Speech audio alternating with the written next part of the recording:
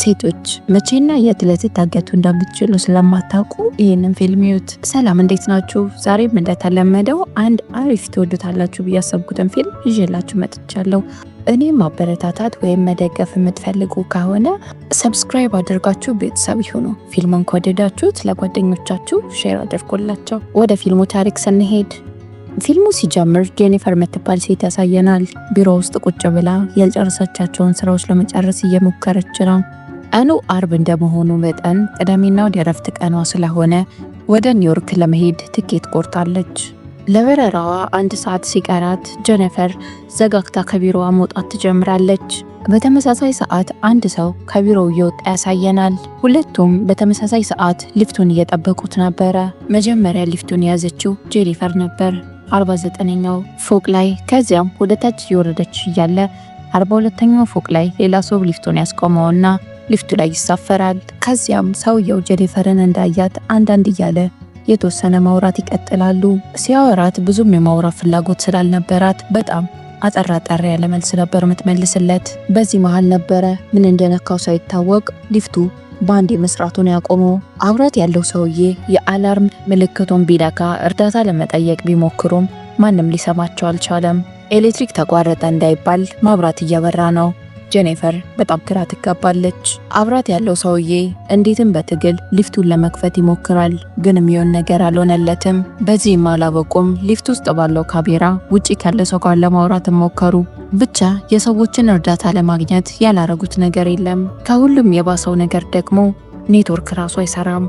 ጄኒፈር የህንፃው ጠባቂ ታባቱ ገብቶ ነው 1 ሰዓት በኋላ በረራ አለኝ፣ ቶሎ ማንወጣ ከሆነ በረራዬ ያመልጠኛል ትላለች። ለ1 ሰዓት ያልሞከሩት ነገር የለም፣ ግን ምንም መፍትሄ ሊያገኙ አልቻሉም። ጄኒፈር በረራዋ እንዳመለጣት ስትረዳ ልቧ አርፍ ብሎ ተስፋ ቆርጣ ቁጭ ትላለች። አብራት ያለው ሰውዬ ቀልድ እየቀለደ ጄኒፈርን ለማዝናናት ሞከረ። እሷ ግን በጣም ተናዳ ነበር። የጄኒፈር ውሃ መያዣ እቃ ውስጥ ውሃ ስላልነበረ አብራት ያለው ሰው ውሃ ይሰጣታል። ውሃውን ከምትሰጠኝ የያዝከውን ወይን ከፍተን ብንጠጣ ይሻላል ትላለች እሷም። የሚገርመው ነገር ደግሞ ሁለቱም ቦርሳቸው ውስጥ የወይን መክፈቻ ይዘዋል። የአጋጣሚ አዝናንቷቸው ሁለቱም ፈገግ ይላሉ። ወይኑን ትተው ጄኒፈር ውሃውን ትቀበለውና ትጠጣለች። ውሃ ስለሰጣት እንደ ምስጋና ከቦርሳ ውስጥ ከረሜላውን ተወጣና ከረሜላ ትሰጠዋለች።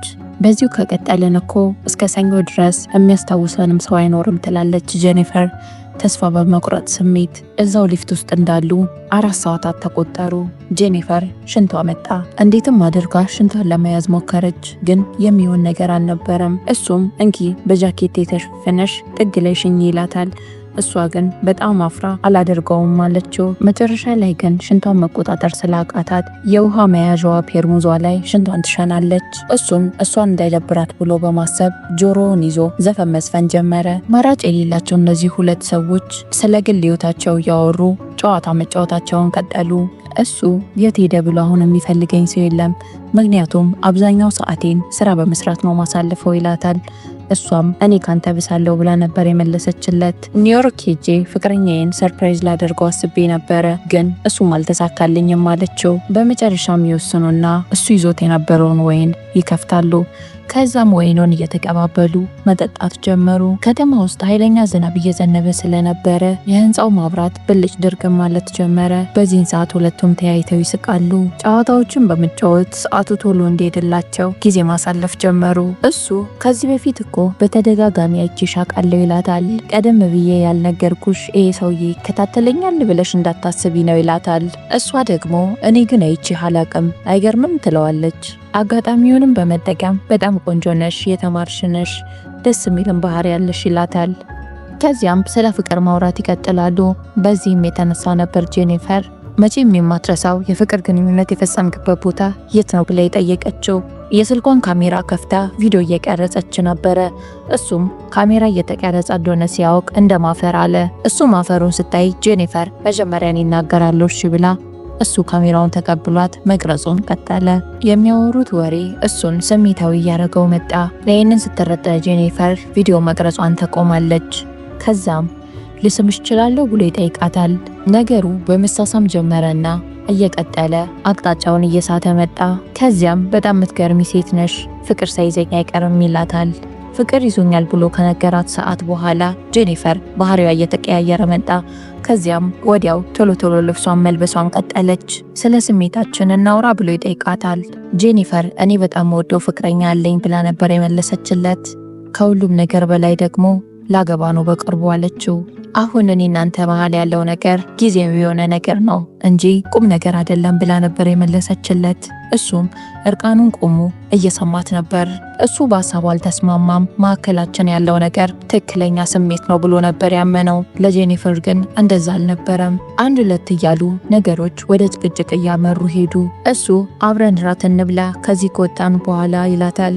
እሷ ደግሞ ሁለታችንም ወደ ቀድሞ ህይወታችን ነው መመለስ ያለብን፣ ድጋሚ ራሱ መገናኘትና ማውራት የለብንም አለችው። እሱ አሁን የተገናኘንበት አጋጣሚ ነው፣ ፈጣሪ አንቺን ለኔ እኔን ላንቺ ስለፈጠረ ነው እዚህ ውስጥ ሁለታችንንም ዘግቶ ያስቀመጠን ይላታል። የሚያሳያት ባህሪ ከጊዜ ወደ ጊዜ እያስፈራትና እያስደነገጣት መጥቷል። ከዚያም ጄኒፈርን በሙሉ ስሟ ይጠራታል። በዚህን ሰዓት ጄኒፈር በጣም ትደነግጣለች። ስሟን ነው እንጂ የአባቷን ስም እንዳልነገረችው በጣም እርግጠኛ ናት። በየቀኑ ስራ ስትሰራ የሚያሳይ ፎቶዎች ስልኩ ላይ ያሉ። ወደ ሊፍቱ ስትገባ በቪዲዮ ተከታትሏት ነው ተከትሏት ወደ ሊፍቱ እሱም የገባው። ቢሮ ውስጥ ተቀጥሮ ሳይሆን የሚሰራው የህንፃው የጥበቃ ሰራተኛ ነው። ህንፃ ውስጥ ባሉ ካሜራዎች ቀን በቀን ሁሌም ጄኒፈርን ይከታተላት ነበር። ሁሉንም ነገር አስቦበትና አቅዶበት ያደረጋቸው ነገሮች ናቸው። ሊፍቱ ተበላሽቶም አይደለም የቆመው፣ አውቆ ነው ያስቆመው። ከዚያም ከኪሱ ውስጥ ቁልፍ ያወጣና መሄድ ከፈለግሽ ሊፍቱን ከፍተሽ አሁን መሄድ ትቻለሽ ብሎ ቁልፉን ይሰካና ሊፍቱን ያስነሳዋል። ጄኒፈር እስካሁን ቁልፉን ይዞ እዚህ ውስጥ እንዳገታት ስትረዳ በጣም ተናዳ መናገር ትጀምራለች። ፖሊስ ጋር ደውዬ አንተን ካላሳሰርኩ እኔ ሰው አይደለሁም እያለች መናገሯንም ቀጠለች። ይህንን ንግግሯን ሲሰማ ድጋሚ አሁንም ሊፍቱን ያስቆመዋል። ጄኒፈር ልታመልጠው ሞክራ ነበረ፣ ግን አንጠልጥሎ ይዛታል። በዚህ መሃል ነበረ ሲታገሉ የሊፍቱ ቁልፍ የተሰበረው። ባገኘችው ነገር እሱም መደብደቧን ቀጠለች። ከዚያም ላልተወሰነ ጊዜ ቀጥ አለ። ራሱን ስትወደቀ የገደለችው መስሏት በጣም ደንግጣ እግ ይዛ ማልቀሷን ቀጠለች። ከዛ ድጋሚ ጠጋ ብላ ትንፋሹን ታዳምጠዋለች። ትንፋሹን ለማዳመጥ ስትጠጋው ከመሬት ጋር አጋጭቷት ራሷን ስታ እንድትወድቅ ያረጋታል። የጄኒፈር አፍ አሁንም ቢሆን ጸጥ አላለም። አታመልጥም፣ ያደረግከው ነገር በጠቅላላ ትቀጣለህ ትለዋለች። እሱም ከኔ ጋር ዛሬ መጠበቅ የነበረባቸው 3 ዘበኞች ነበሩ። 3ቱንም የእናንተን ቦታ ሸፍናለሁ ብያቸው አልመጡም። ያለሁት እኔ ብቻ ነኝ፣ ሚደርስልሽ የለም፣ ተስፋ ቁረጪ ይላታል። ታውቂያለሽ እስከ ሰኞ ይህ ህንፃ አይከፈትም፣ ስራም ማንም የሚገባ ሰው የለም፣ ስለዚህ ልገልሽ ወይ እንደፈለግኩ ላረግሽ እችላለሁ ይላታል። በዚህ መሃል ጄኒፈር በጣም ትፈራለች። ከዛም ጄኒፈር ለፍቅረኛዋ ለቫለንታይን ዴይ ገዝታለት የነበረውን ስጦታ ይከፍተውና ውስጡ የነበረውን ቲሸርት ይለብሰዋል። ከዚያም እሱም ይዞት የነበረውን ስጦታ ክፈቺ ብሎ አስገድዶ ያስከፍታታል። ውስጡ የነበረው ነገር በጣም ያስፈራል። ቅርጹ ግራ የሚያጋባ መቀስና ሲጋራ መለኮሻ ላይተር ውስጡ ነበር። ሲጋራውን ለክሶት መልካም የፍቅረኛሞች ቀን ብሏት ማጨሱን ቀጠለ። ከዚያም ይቅርታ ይጠይቃታል። እኔ እኮ እንደዚህ መሆነው ስለምወድሽ ነው፣ ሌላ እድል ስጪኝ እባክሽ ብሎ ይማጸናታል። ወደ ጣሪያው በደንብ ሲመለከት መውጫ መንገድ እንዳለ ይረዳል። ከዚያም ጣሪያውን ይገነጥለውና መውጫ መንገድ ያዘጋጃል። ከዛም ጄኒፈርን ወደ ላይ ከፍ አርጊኝና እንድወጣ እርጅኝ አላት። ከዛም ወጥቼ ሊፍቱን ከፍትልሽና አንቺም ትወጫለሽ አላት። እሷም መጀመሪያ እሷ ብትወጣ እንደሚሻል ቀስ እያለች ታግባባው ጀመር። አንተን ከፍ ለማድረግ ደግሞ እኔ ጉልበቱም የለኝም እያለችው እንዲያምናት አደረገችው። በሀሳቧ ተስማምቶ መጀመሪያ እሷ እንድትወጣ ያደርጋል። ከዚያም ይህንን መሰላል ተጠቅመሽ ወደ ላይ መውጣት ነው ያለብሽ ብሎ መንገዱንም ያሳያታል። ከሊፍቱ ከወጣች በኋላ እሱን እንደ መርዳት የመሃል ጣቷን ታወጣበትና መሰላሉን ተጠቅማ ወደ ላይ መውጣቷን ቀጠለች። በድርጊቷ በጣም ይናደድና እንዴትም ብሎ ተከትሏት ከኋላዋ መሰላሉን መውጣት ቀጠለ። ዞር ብላ ስታየው ከኋላዋ እየተከተላት ነው። ጄኒፈር በጣም ነበር የደነገጠችው። ከዚያም እግሯን ይይዛትና ሁለቱም ተመልሰው ወደ ሊፍቱ ይወድቃሉ። ከወደቁ በኋላ ቀድማ የነቃቸው ጄኒፈር ነበረች። አጋጣሚውን በመጠቀም ፈጠን ብላ አስራዋለች። ከዛም ጄኒፈር እንደምትገለው እየነገረችው ታስፈራራው ጀመር። ነገሮችን እያብራራች ቪዲዮ መቅረጿን ቀጠለች። ከዚያም እሱ ያደረጋትን ድርጊት እያንድ በአንዷ እንዲናገር እያስፈራራቸው ታናዝዘው ጀመረች። አንዱ የጥበቃ ሰራተኛ ጓደኛዬ እንዴት ስራውን እየሰራ ነው ብሎ ለማየት ፍቅረኛውን ይዞ ጄኒፈር ወዳሉበት ህንፃ ይገባል። ዞር ዞር ብሎ ቢመለከት ቢፈልገውም ጓደኛውን ሊያገኘው አልቻለም። ከዚያም የደህንነት ካሜራውን በመጠቀም ጓደኛውን መፈለግ ጀመረ። እዚህ መሃል ነበረ ሊፍት ውስጥ እንደተቀላቀሉ ያየው። ከዚያም ምን መረዳችሁ ነገር አለ ብሎ በሊፍቱ በኩል ባለው በድምጽ ማጉያ መናገር ቀጠለ። ጄኒፈርም እንዲከፍትላትና ሊፍቱ ተቀርቅሮ እዚሁ እንዳለች ትናገራለች። ይሄ ሰውም እየሮጠ ሊፍቱን ሊከፍተው ይሄዳል። ሊፍቱን ከፍቶት ጄኒፈርን ከማስወጣቱ በፊት ውስጥ የነበረው ሰውዬ ጓደኛውን ይገለዋል። ጄኒፈርን የሚመታትና ራሷን ስታ እንድትወድቅ ያረጋታል። ጓደኛውንም ከሊፍቱ ስር ይጥለዋል። ተጸዳርቶ ንጹህ ዩኒፎርም ይለብስና ጄኒፈርን መኪናው ኋላ ይከታታል። ለማስረጃነት እንዳይሆን ሁሉንም የተቀዱትን ቅጂዎች እንዳለ ያጠፋቸዋል።